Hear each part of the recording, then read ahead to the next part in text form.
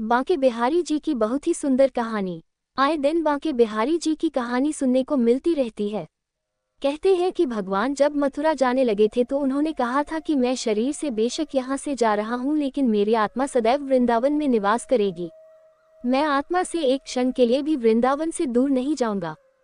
आज भी वृंदावन में कोई न कोई ऐसी बातें सुनने को मिलती है जिससे हमेशा प्रतीत होता रहता है कि भगवान आज भी यहाँ हर पात पात और हर डाल डाल पर मौजूद हैं। ये कहानी वृंदावन की है। एक औरत जो कि लड्डू गोपाल की बहुत बड़ी भक्त थी, वो खूब मन से बाल गोपाल की नित्य सच्चे मन से सेवा करती थी। वो हर दिन सुबह उठकर स्नान करके कान्हा जी को स्नान कराकर उनके वस्त्र बदलती, उन्हें चंदन का तिलक लगाकर उन्हें फल, मिश्री या लड्डू जिस दिन उसके पास जो कुछ भी होता उससे उनका भोग लगाती।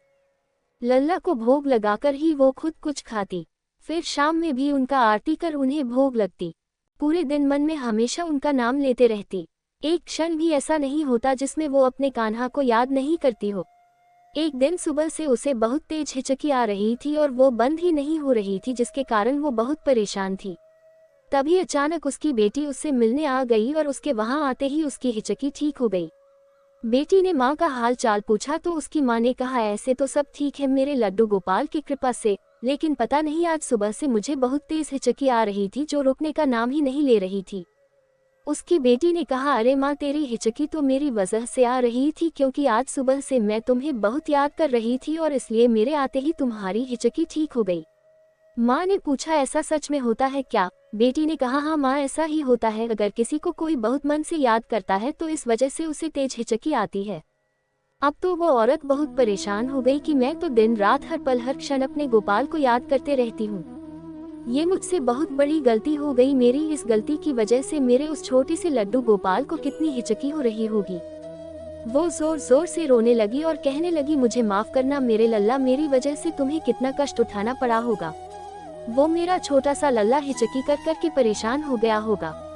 वो कहने लगी, हे भगवान मुझसे अनजाने में ये कितनी बड़ी गलती हो गई। वो भगवान से अपनी गलती के लिए बार बार क्षमा मांगने लगी। अब उसने मन में ये निश्चय कर लिया कि वो अब कभी लड्डू गोपाल को याद नहीं करेगी। उसके इस निश्चय से भगवान बहुत परेशान हो गए। कई दिन बीत गए लेकिन वो अब लड्डू गोपाल को कभी मन से याद नहीं करती थी, लेकिन अब वो हमेशा दुखी और बीमार रहने लगी। एक दिन वो सो रही थी कि उसे लगा कोई उसका पैर के पास खड़ा होकर उससे कह रहा है कि मैं तुमने मुझे याद करना क्यों छोड़ दिया? तुमने मुझे याद करना छोड़ दिया तो मैं ही तुमसे मिलने आ गया। तुम्हारा प्रेम मुझे तुम्हारे पास खींच लाया है। मैं उठो और जैसे मेरी सेवा करती थी और जैसे हर क्षण मुझे याद करती थी, फिर से मुझे उसी तरह प्रेम करो। मैं अब और नहीं रहा जाता तुम्हारे बिना। ऐसा सुनते ही वो औरत जैसे ही आंखें खोलती है, देखती है कि साक्षात बांके बिहारी जी उसके समक्ष खड़े हैं। उन्हें देखते ही वो उनके चरणों से लगकर रोने लगी और कहने लगी, अहो भाग्य मेरे प्रभु जो आप मुझ गरीब के द्वार पर पधारे। अब वो नित्य प्रति जैसे भगवान की सेवा करती थी वो उसने फिर से शुरू कर दिया।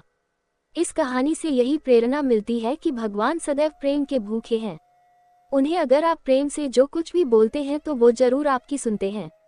वो परमपिता परमात्मा सदैव हम सबके भीतर निवास करते हैं। अगर आपको मेरी यह कहानी अच्छी लगी हो तो प्लीज मेरे चैनल को लाइक, सब्सक्राइब और शेयर कर देना और बेल आइकन को प्रेस कर देना। धन्यवाद।